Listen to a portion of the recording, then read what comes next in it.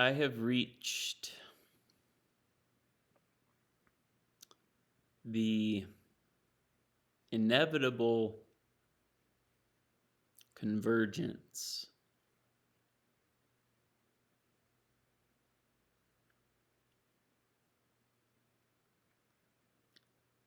that I set out launching this channel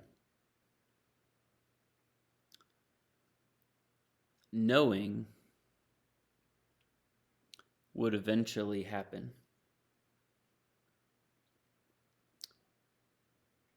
But not knowing exactly how, when, how long it would take.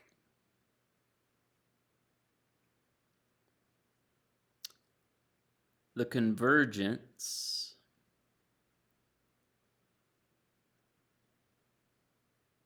that has been implied in everything I'm doing and saying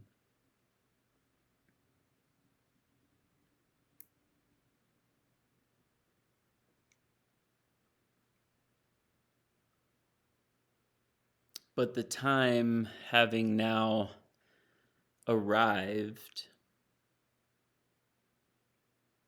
to make it more explicit,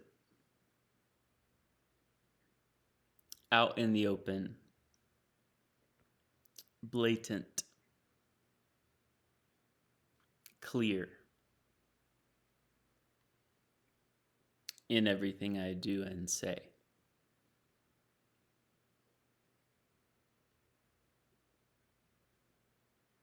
The convergence of the conversation and my lived experience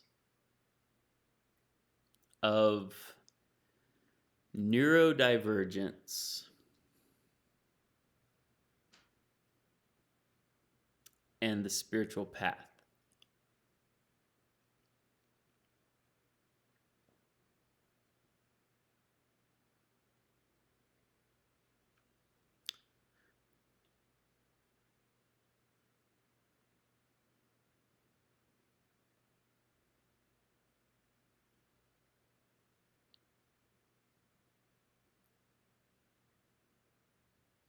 For as long as I can remember,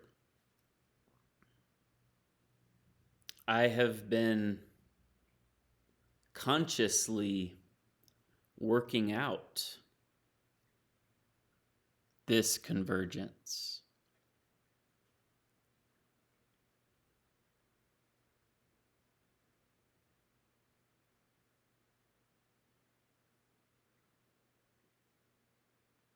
I have always known that I diverge neurologically and spiritually from the quote-unquote norm or what is typical or conventional.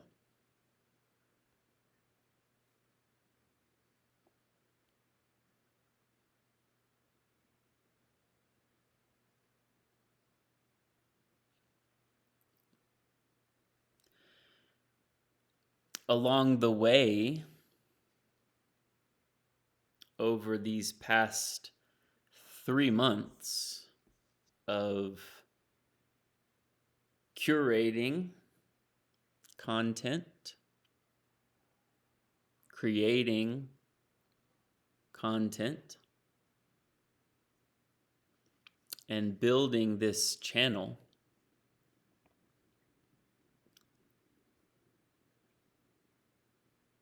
I've had lots of fruitful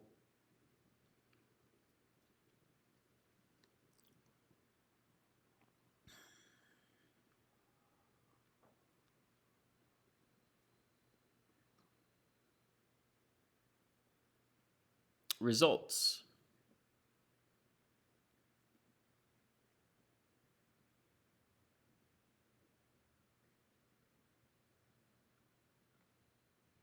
I have engaged other quote unquote influencers, content creators, some of whom are mostly or only focused in the neurodivergent / autistic bucket, and some of whom themselves consciously mix or converge spirituality into that. And I have gained a lot of insight, very useful information, which has then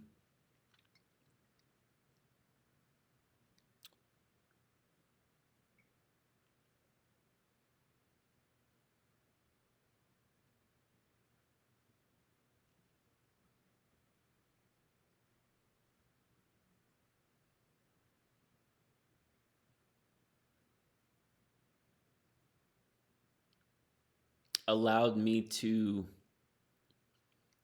form new opinions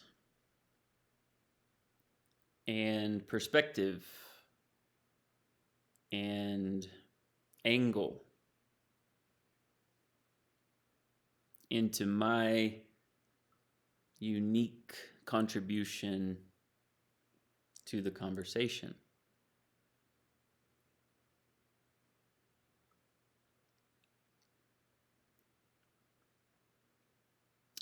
As I said, I've known for a very long time, since I was a kid, that I was neurodivergent.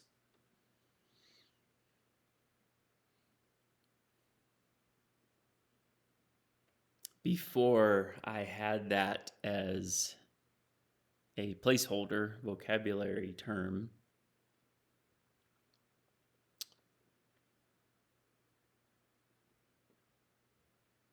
when I was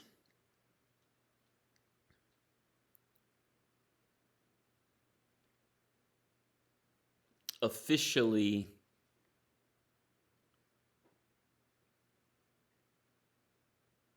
as a career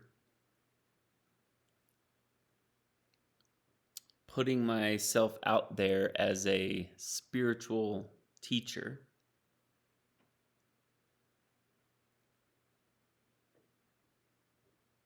making videos with guidance, principles, practices, pointings for the inner work.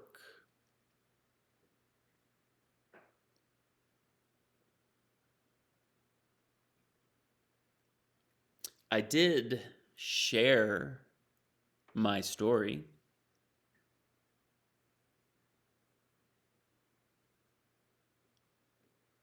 from the self-reflective lens that I had at the time.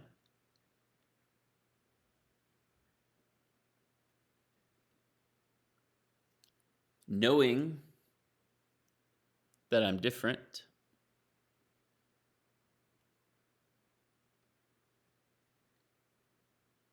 but not quite being able to articulate in what way and why. And while the original why is still there and will probably never be answered fully, satisfactorily, at least in this incarnation, some gaps have been filled in. It has been said that all theology, like all fiction, is at heart autobiography.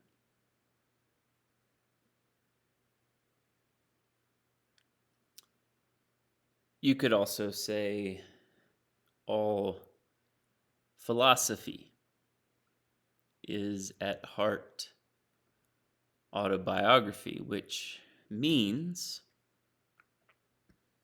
if you study and listen closely and deeply to someone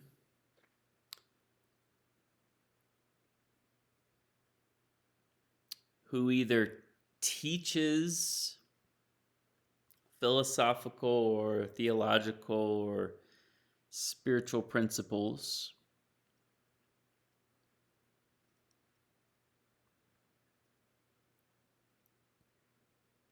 then you can more or less deduce what that person's life is like or has been like, and what is important to them, assuming, of course, they're being genuine, authentic, and honest and not a hypocrite.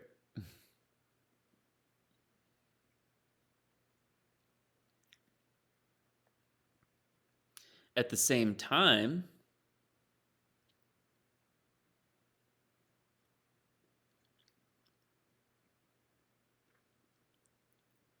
if I just tell my story without translating it into a system that you can follow and implement for yourself,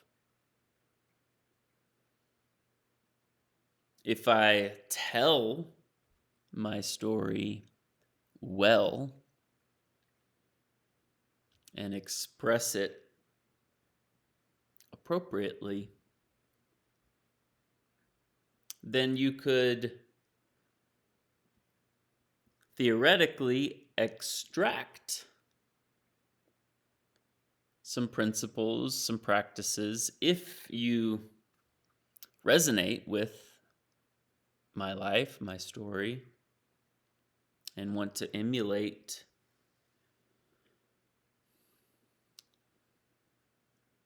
or experience for yourself,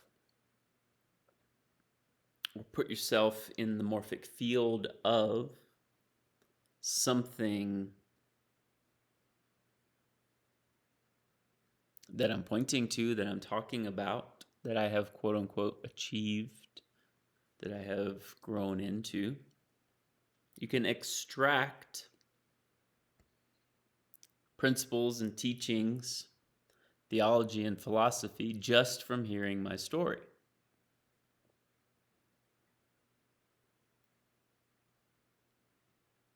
Similarly,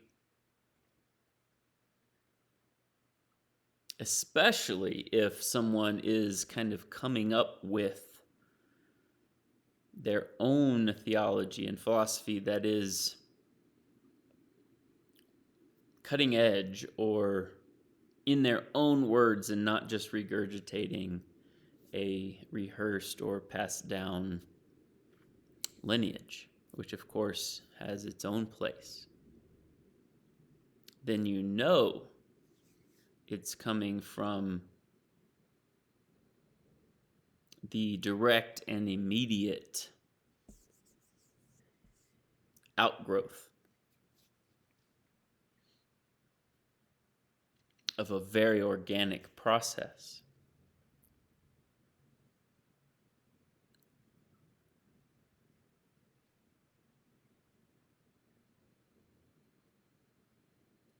Same goes for theories or theoreticians or theorizers. We like to think of theories as being something that kind of doesn't carry any weight until proven true or false, proven valid or invalid. To me, a theory is the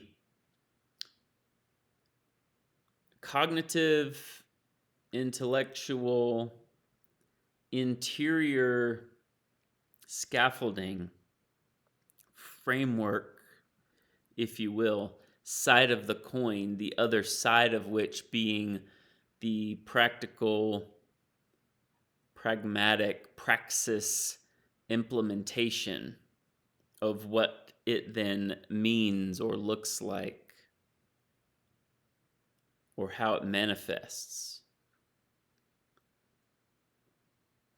We're all carrying and shifting and working with and coming up with ongoing self-correcting theories.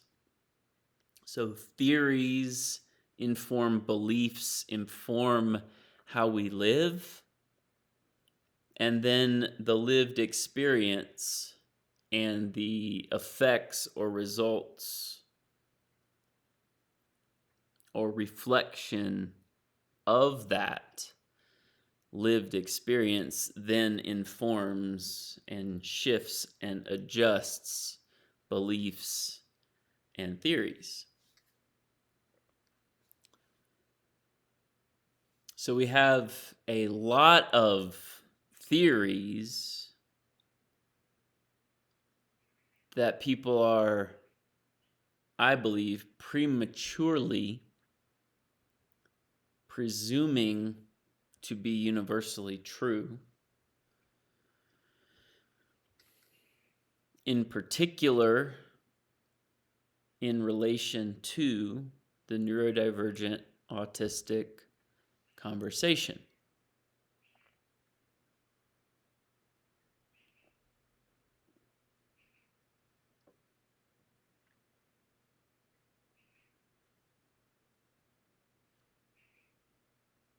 Which then, of course, informs the way that person, if they are autistic or neurodivergent themselves,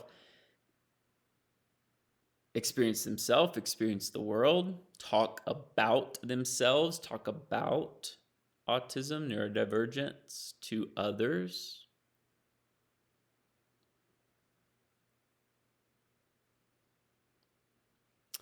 And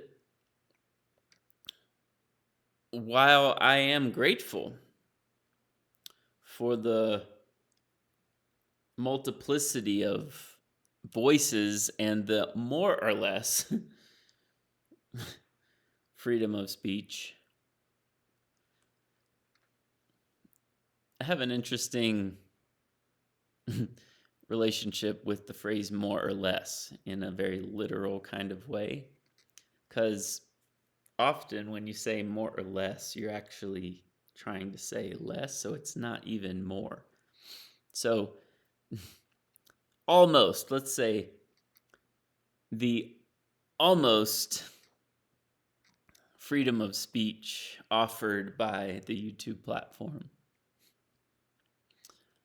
and the multiplicity of voices and personalities and influencers and perspectives and people that are offering advice and suggestions, opinion, etc.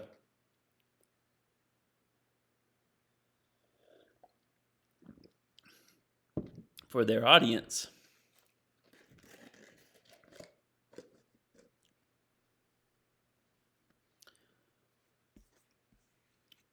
But with the algorithms and the way these channels propagate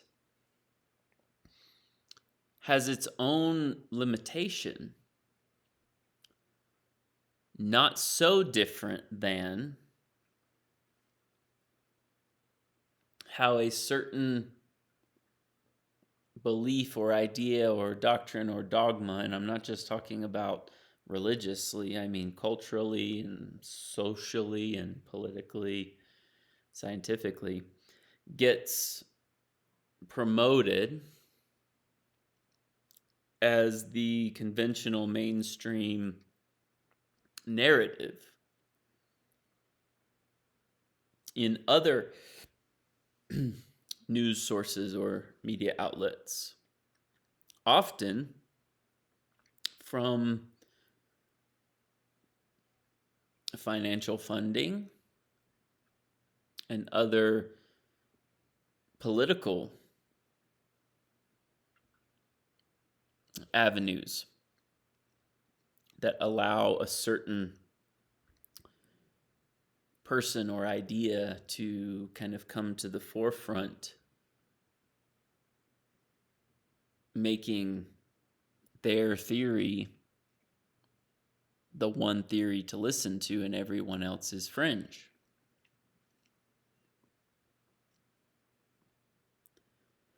In the YouTube world of content creators and the autistic, neurodivergent community of that, there are unfortunately, in the same way, a select few who have gotten really popular, whose voices and opinion and perspective is kind of guiding, steering, leading everyone else's perception around it, becoming universally true in certain ways and unquestioned. Not to mention the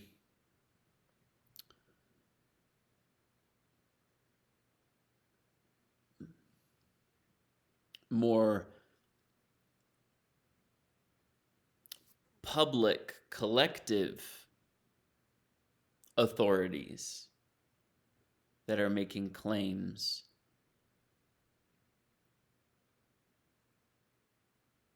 about the autistic system, what causes it, what it is, why it is, what to do with it, that are equally limiting, damaging, not helpful, and I think not true. True but partial, perhaps. Partial truth. And agenda-driven.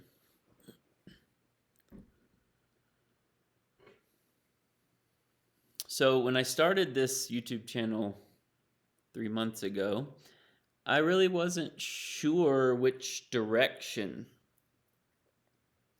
or which kind of ratio would naturally unfold for the different train tracks that I had going: autism, neurodivergence, and spiritual path. As I said, inherently, they were both operating together, because even when I was making the older videos back in the day, before I had certain terms and concepts with autism and neurodivergence, it was coming from my neurodivergence. And similarly, I can't talk about my neurodivergence without interweaving my spiritual path. As I've said in earlier videos, from a first, second, and third person perspective. First person, my story. Second person, my advice or guidance for someone else. And third person, my opinion about a particular topic within it. But I didn't know which videos would kind of get more attention, if any. It's a grand experiment in the first place. It still is, even this video I'm making now.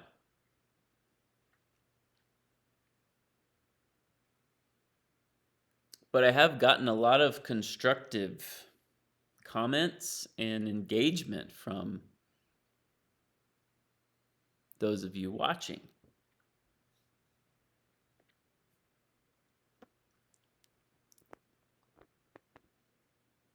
And I've realized that it's now time and it's now appropriate. It's now called for to, just like I said in my last newly recorded video called The Mind is the Mind is the Mind, be even more intentional and unapologetic, but I'm unapologetic anyway, unless it's something I need to apologize for. To unapologetically make new content about my experience, firsthand, autobiography, suggestion / guidance, pointing for you if you want it, an opinion about, perspective of, theory of, my working hypothesis of spiritual path, neurodivergence, and the convergence thereof that comes directly from my own life, my own pondering, my own ideas, my original thoughts that I hope will help you, will push the conversation forward. And again, to me, if a theory can be outright shown to be inaccurate, then I'm all for it. But we are way too early in the game for that, unless it's just something completely off the wall, of course.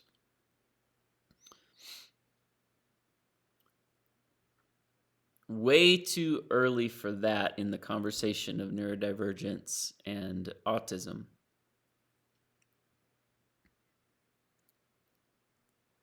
To not consider all sides.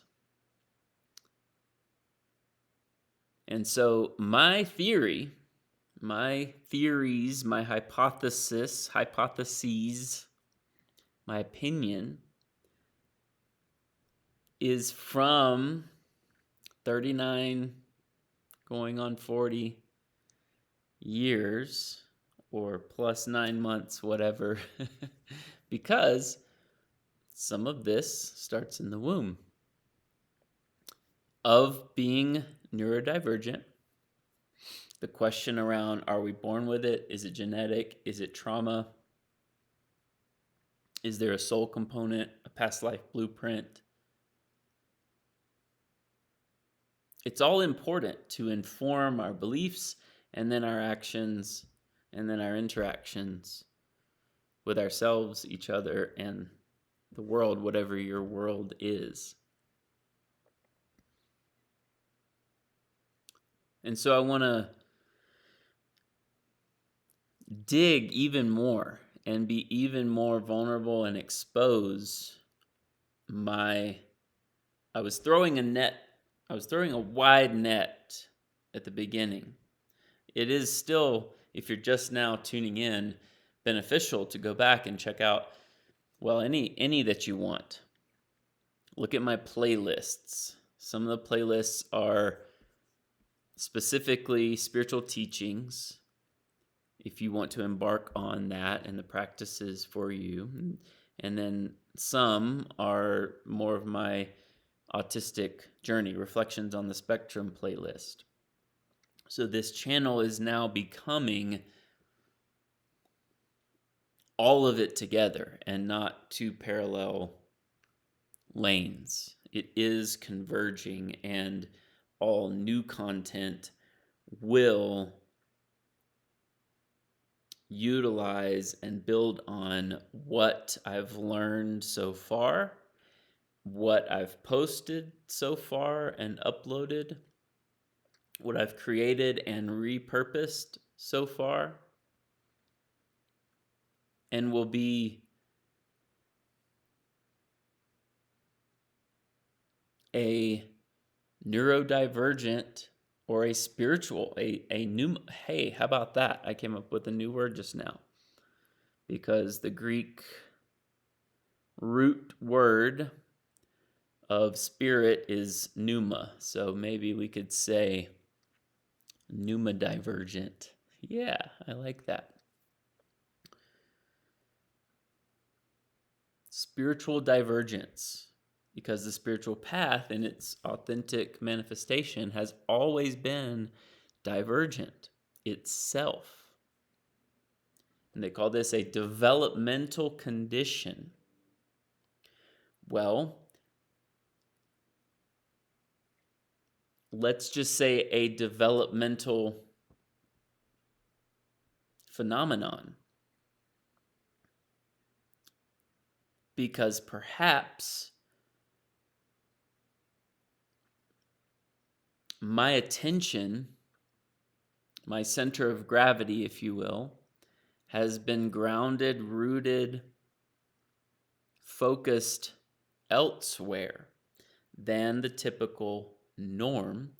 And so certain things in the conventional world developed differently, while others in the spiritual or conscious or other dimensional, higher intelligence, higher knowledge line developed more quickly, more rapidly, with more texture and nuance, more complexity.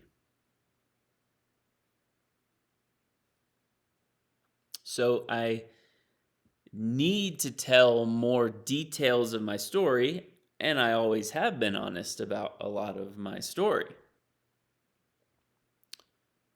I've never been dishonest about any of my story, but certain details I have not highlighted necessarily. And I want to do that now, which will help to develop further my working theory, take it or leave it yourself, and contribution to the conversation about neurodivergence and autism, and how that has informed my spirituality, my spiritual practice, and my spiritual teachings. All of which you can learn from, whether neurodivergent or not.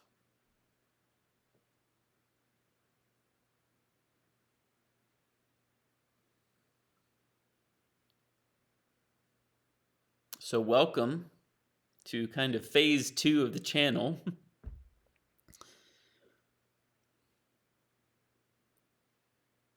Please go and notice that I have multiple playlists with different courses in the spiritual work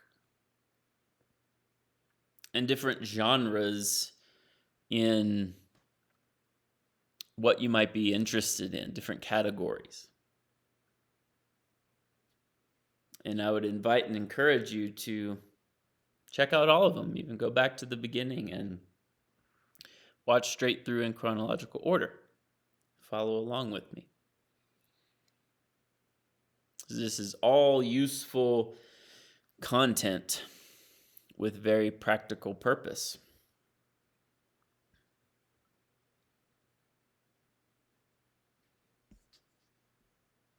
And the theory being the cognitive, intellectual, philosophical framework, structure, or scaffolding, the bones that we then put the meat on.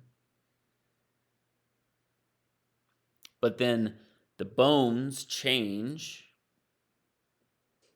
based on the experience of the meat.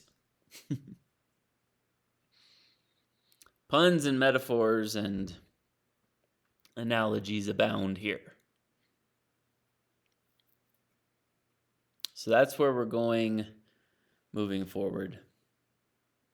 I'm grateful for what I've experienced so far in my YouTube endeavor, and thank you all for your feedback, your comments, your subscribes. I'm not one that asks for that, but I do appreciate your questions, your constructive engagement, and I hope it helps you. That's what this is for. I'm not trying to make money from it. This isn't my career anymore. I hope it helps the conversation in the collective. I hope it helps your personal path. And I also enjoy just doing it. It's creative outlet and expression for me, but it's not something I'm needing in my life. I feel called to it, and I hope it helps. Thank you.